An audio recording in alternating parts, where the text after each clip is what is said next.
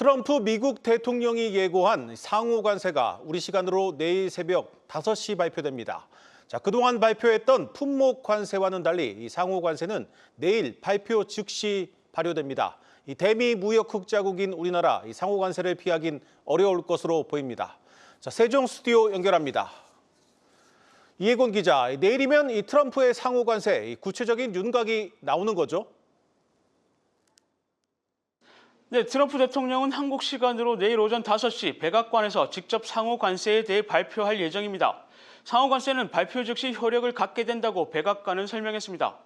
발표에 대한 구체적인 내용은 나오지 않고 있지만 모든 수입품에 대해 20%의 관세율을 부과하는 방안, 국가별로 관세를 적용하는 방안 등을 두고 논의 중인 것으로 알려졌습니다. 동맹국인 우리나라도 어떤 형식이든 상호 관세 대상에서 예외가 될 수는 없을 것으로 보입니다.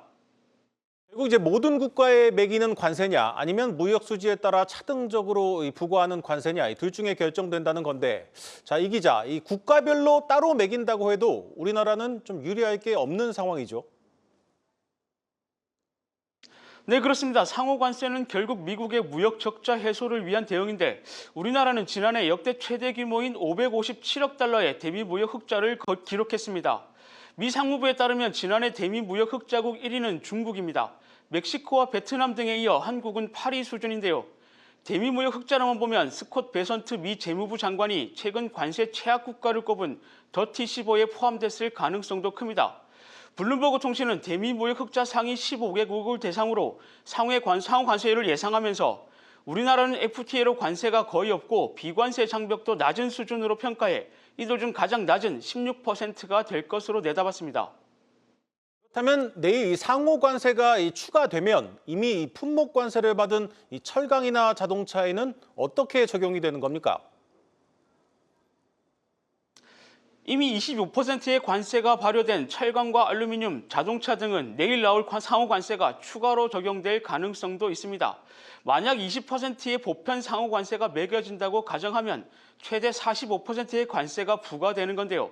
정부 관계자는 어떤 형태로 관세가 부과할지 나와봐야 알 수 있는 부분이지만 미국은 주로 추가 세금으로 적용하는 경우가 많았다며 철강과 알루미늄 관세는 무역 확장법이 근거인데 상호 관세가 또 다른 법을 적용하면 기존 관세에 더해질 것이라고 설명했습니다.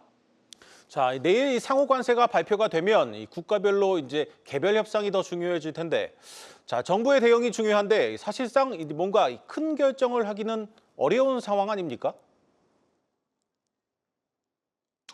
네, 적용 관세를 낮추는 데 주력한다는 것이 정부의 목표입니다. 산업통상자원부 관계자는 상호 관세와 관련해 우호적인 대우를 해줄 것에 협상력을 집중하고 있다며 우리 경쟁국이 상호 관세율을 얼마나 받는지가 경쟁에서 중요한 부분이라고 설명했습니다. CNBC 등 외신에 따르면 케빈 헌 공화당 의원도 내일 발표되는 관세율은 상한선이며 각국은 이후 나름대로 세율을 낮추기 위한 조치를 취할 수 있을 것이라며 협상의 여지를 열어두기도 했습니다. 알래스카 LNG 개발과 조선업협력, 그리고 현대차의 현지 투자, 대한항공의 여객기, 엔진 구매 계획 등도 우리 입장에서는 협상 카드로 제시할 수 있는 부분인데요.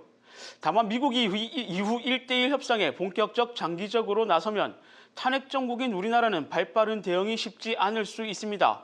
여기에 미국의 상호 관세를 시작으로 글로벌 무역 경쟁이 치열해질 것이라는 예상도 있어 앞으로 통상 대응의 중요성은 더욱 커질 것으로 보입니다. 지금까지 세종 스튜디오였습니다.